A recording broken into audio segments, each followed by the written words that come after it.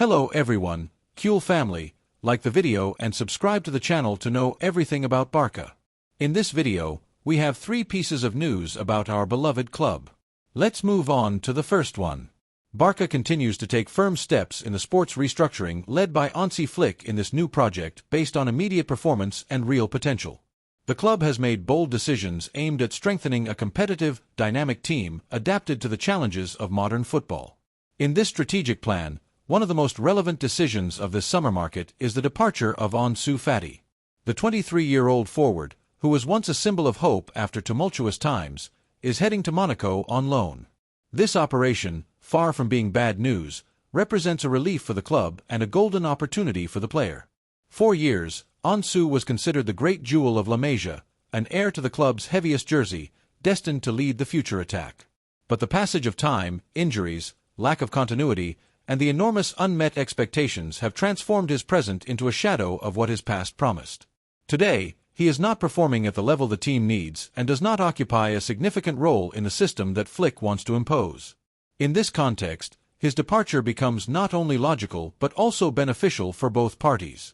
And the best part is that the player himself has understood that he needs a new environment to regain confidence, playing time, and, above all, football. The loan to Monaco comes with a contract extension until 2028, showing that the club does not wish to part with him permanently for now. However, it also reflects that Barça is covering itself in case of a resurgence in his market value. If Ansu regains his level in France, the club can recover its investment or even benefit from a future sale. And if he does not, Barça will have at least freed up a high salary slot and space in the squad for more prepared players. From an economic, sporting, and structural point of view, the operation is intelligent. Ansu Fati has given his unreserved agreement. The German coach, a staunch defender of meritocracy, does not see Ansu Fati as a footballer capable of meeting the demands of his system today. His idea of play, based on high pressing, physical intensity, and offensive verticality, requires incisive, dynamic, and consistent wingers. Fati, with his current limitations, does not fit this profile. Flick knows this, has evaluated it, and has communicated that his departure will facilitate the creation of a more balanced and competitive squad. And this, from all angles, is a consistent decision. The operation with Monaco not only allows for the freeing up of salary mass but also places Ansu in a demanding championship with less media pressure and the real possibility of playing every week. Monaco's coach, Adi Hütter, has already spoken with the player and has conveyed total confidence in him. There, Ansu will find a favorable environment, far from the constant scrutiny and the symbolic burden of having been the great hope of Barcelona for years. Playing without this emotional weight could be exactly what he needs to feel like a footballer again. As a Cool, I value this departure as a mature and necessary decision. We have waited a long time, we have been patient, and the club has shown enormous respect for Ansu by giving him opportunities, protecting him publicly, and avoiding exposing him to criticism. But everything has a limit. We cannot continue to mortgage the team's future for a player who no longer offers performance or guarantees. In this new stage of Barça, there is no room for sentimentality, only for those who are 100% ready to fight for a place every week and deliver on the field, not in memories. Many will struggle to accept this decision, and that is understandable. We all had an idealized image of Ansu Fati. He thrilled us with his audacity, his ability to make a difference in tight spaces, his intuition for scoring, and his way of facing challenges. But that was a long time ago. Today, unfortunately, Ansu is a player without a spark, with a fear of injury, without the speed of before, and without the determination that made the difference. Keeping him for what he was and not for what he is would be a mistake. And in this new Barça, mistakes are costly. Furthermore, his departure opens up space for other profiles that perform. Flick needs offensive alternatives, yes, but he also needs every player who stays in the group to be useful, adaptable, and capable of competing at the highest level. Barça is preparing for a demanding season with La Liga, the Champions League, the Super Cup, and the Copa. There is no margin for bets that do not yield immediate results. That is why freeing up a place in the attack becomes a tactical and strategic necessity. The team gains depth with fewer names but more functionality. The extension until 2028 is also a strategic move by the club. In recent years, we have seen players leave on loan with short contracts and end up losing value or leaving for free. This time, Laporta and Deco have decided to secure the club's rights by extending the link with Ansu to ensure that, if he shines again, Barça will be in a position to decide, either to reintegrate him or to negotiate a sale under optimal conditions. The control remains Blaugrana. It is also important to highlight the attitude of the player himself. Ansu could have dug in his heels, clung to his contract, and blocked any departure. But he has been aware of the moment he is going through and has accepted with maturity that he needs a change. This attitude, although late, is worthy of recognition. Going to Monaco is not a punishment, it is an opportunity, one that he must seize to the maximum because there will not be many others.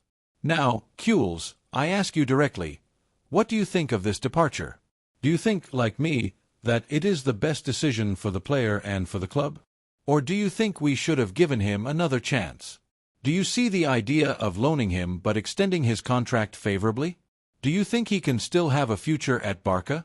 I have it clear, Ansu needs to fly far away to perhaps return home, but Barça cannot wait forever. The time of promises is over, it is the hour of facts. And the club, finally, is acting accordingly. It is overprotecting by name, overplaying by nostalgia. This new project is ambitious, rigorous, and, above all, demanding. In this context, the departure of Ansu Fati is not a loss, it is a liberation. Let us celebrate it not as a definitive goodbye but as the beginning of a new stage, one that can be good for him and excellent for us. Because in this Barça that is beginning to be built from logic and not from the heart, there are decisions that, although painful, are necessary. And this, without a doubt, is one of them. The second piece of news concerns an important decision in our beloved club. In the offices of Barça, there is a mix of ambition, strategy, and conviction. With Hansi Flick already at the helm of the new sports project, the club has activated its machinery to strengthen the squad for a season that promises to be demanding, full of objectives, and above all, with an eye on regaining hegemony both in Spain and Europe. In this context, one name is gaining prominence with an insistence that goes beyond mere noise: Nick Woltemade. The young 23-year-old German striker has shown in the under-21 Euros, and his performance has not gone unnoticed by the Blaugrana sports management. With 5 goals in the tournament, a dominant presence in the opponent's box, and a physical and technical profile reminiscent of the great number 9s of yesteryear, Woltemade has become a priority target for Barça. As expected, he is also in the sights of the eternal rival. Yes, at Valdebebas, they have detected Woltemade's potential and have started moving to incorporate him. Media close to the white team already place him on the agenda of Real Madrid, comparing him to former references and seeing him as an alternative to the striker profile they have missed in recent times. But while at Chamartin they watch him with interest, in Barcelona they are working with determination. Hansi Flick, a direct connoisseur of German football and Woltemade's maturation process at Stuttgart, has given his immediate approval to the move. The coach not only approves the transfer but promotes it, considering it a key piece to transform the Kuhl attack into a more complete, varied, and dangerous line. Nick Woltemade has completed a remarkable season in the Bundesliga with 17 goals and 3 assists, positioning him as one of the most promising strikers of his generation. His offensive versatility, added to his tactical intelligence and ability to combine with offensive midfielders, makes him a lethal weapon in any system. But beyond his technical virtues, what seduces Flick the most is his competitive maturity. He is not a player who depends solely on his physique but understands the timing of the game, knows when to drop back to receive, when to attack space, and, above all, when to assume the role of offensive reference. In many ways, he is the type of striker Barça has missed for several seasons. The club has been looking for a striker of his profile for a long time. Since the departure of great figures, Barça has experimented with different offensive models: false nines, converted wingers, more static number 9s, and even rotations among young players from La Masia. However, what has been missing is precisely what Woltemade represents: a classic number 9, capable of pinning down defenses, exhausting central defenders, and offering solutions when the opponent falls back. In an increasingly physical league, where spaces are reduced and matches are decided by details, having a striker with his characteristics can make the difference. The economic aspect also plays in favor of Barça. His release clause is around 30 million euros, a sum that, in the current market, is considered a bargain for a striker of his projection and performance. The Blaugrana club, despite some budgetary restrictions, evaluates each operation with a magnifying glass, and this one, in particular, meets all the requirements: reasonable price, appropriate age, tactical fit, potential for revaluation, and, moreover, room to grow under the tutelage of a coach who knows him perfectly. The interest from Madrid adds an additional ingredient to this operation, as it is not only a sporting matter but also symbolic. Overtaking the eternal rival and securing a transfer that could become one of the best strikers in Europe is a masterstroke. Institutionally, it demonstrates that Barça is back, not content with competing on the field but also in the offices. It sends a clear message: in this new stage, moves are planned with vision and ambition, not from improvisation. As if that were not enough, Woltemade's entourage views a landing at Camp Nou favorably. In Germany, they value the presence of Flick as a key factor for his adaptation, and the reports reaching the striker about the Kuhl project are very positive. The presence of young players like Lamine Yamal, Fermin Kubarsi, and other budding talents is seen as a clear signal that, in Barcelona, they are seriously betting on youth. Here, they do not recruit to fill jersey display cases but to build a competitive, sustainable structure with an identity. From the Kuhl supporters, the transfer also generates enthusiasm. The possibility of having a different striker, eager to grow, without the vices of media stars but with the potential to become a reference, is reason enough to get excited. Moreover, it would be a boost for a dressing room that, in recent years, has had to face painful departures, half-gas reconstructions, and transfers that have not always met expectations. Woltemade is a bet with foundations, not a gamble. And here, Kuhls, I ask you the question with all sincerity. How do you see this possible transfer? Do you like the idea of incorporating a striker like Nick Woltemade, who can bring different solutions and consolidate as a reference in attack? Do you think we should hurry to overtake Madrid's interest and secure him as soon as possible? Or do you think we should continue looking for other more established options? Personally, as a Kuhl, I see this operation very favorably. It represents the perfect balance between necessity, opportunity, and future vision. Not only would it fill a structural gap in our attack, but it would also strengthen the idea of the project that Flick wants to instill: a young, disciplined, offensive team, but also capable of adapting to different registers. And, above all, far from the media transfers that have harmed us so much in the past. The new Barça of Hansi Flick needs players who contribute, add, and integrate into the collective. And Nick Woltemade, with his talent, mentality, and profile, is one of those pieces. The time is now. The competition will be fierce. Madrid is already preparing to enter the battle, and other European clubs are also watching. But if Barça acts with the agility and conviction required for this type of operation, the German striker could soon be wearing the Blaugrana jersey and starting a phase that, who knows, could be remembered as the beginning of a new golden era. Do we go after this talent before Madrid does, or do we wait and risk letting him slip away? The future is in our hands, and this step is definitely worth taking. The third piece of news is a huge bombshell at Barça. The Mbappé tremor, a Blaugrana boost, and a crack in the white heart. The news that has shaken the foundations of European football and resonates with unusual force in the epicenters of Barcelona and Madrid is none other than the blunt statements of Kylian Mbappé. What, at first glance, might seem like a simple comment from just another player has transformed into a true media bombshell with expansive waves that greatly benefit FC Barcelona and, at the same time, generate a deep emotional fissure in the locker room of its eternal rival, Real Madrid. The French striker, with the frankness that characterizes him, did not hesitate to shower praise on the figure of Hansi Flick, the new architect of the Kuhl project, even going so far as to declare that the Catalan team will be the team to beat next season and that Real Madrid will have to work hard to keep up. Mbappé's lapidary phrase, "Flick is one of the best coaches in the world and one day I would like to work with him," resonates like a deafening echo in the football landscape. Not only does it show deep respect for the German strategist, but it also positions him as an unquestionable reference figure in the elite of the dugouts. These words, far from falling on deaf ears, have caused a true cataclysm in the Spanish capital, wounding white pride to its core. In contrast, they have represented a bath of self-esteem for a Barcelona fanbase that, after years of turbulent crossings, failed reconstructions, and unfulfilled promises, once again feels that its project not only excites and convinces but also, and this is crucial, commands respect. In an era where the hyper-mediatization of football often dilutes the authenticity of statements, Mbappé's gesture takes on invaluable value.